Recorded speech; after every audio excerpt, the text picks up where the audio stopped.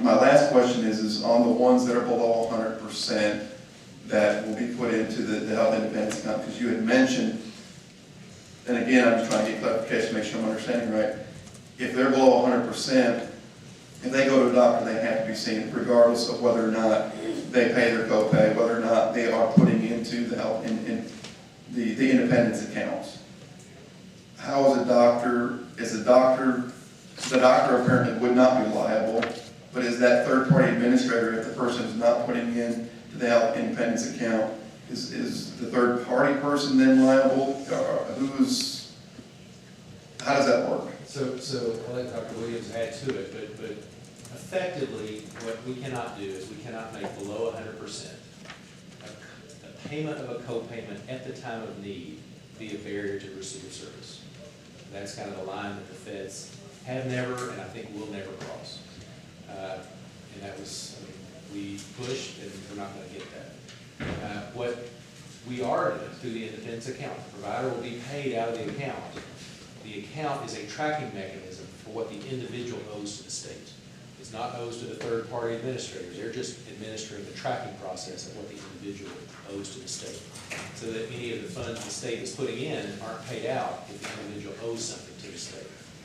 So that's the incentive for them to actually stay up to date, stay accrued, and pay the system. Would you add? I don't think I'd add anything more to that. It becomes, as I mentioned earlier, a debt to the state, which then you all have a separate set of decisions to make about how you will manage that debt and collect on that or not.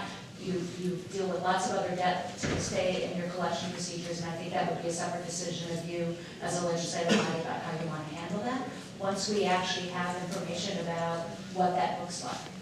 So, and again, I'm trying to understand this. So, we know that the state is putting money into the health independence account. We're also expecting that person to put money into the health savings account. So, let's say, the state says, we're going to get $15 and you get $5.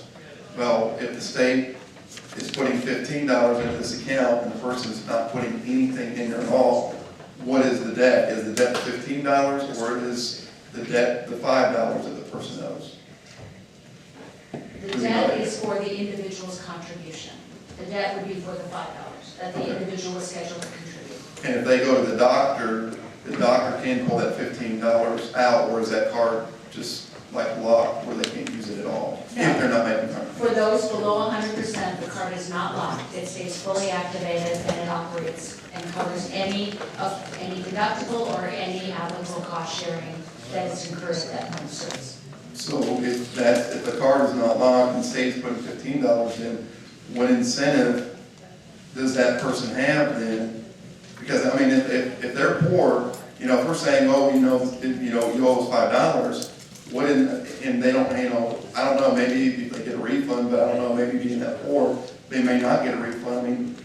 Is the state going to then have a whole lot of money tied into trying to collect that debt? And it wouldn't even be worth us even going after it because it's costing us more. You know what I'm saying? I don't know if that's been thought about. Let me share. Dr.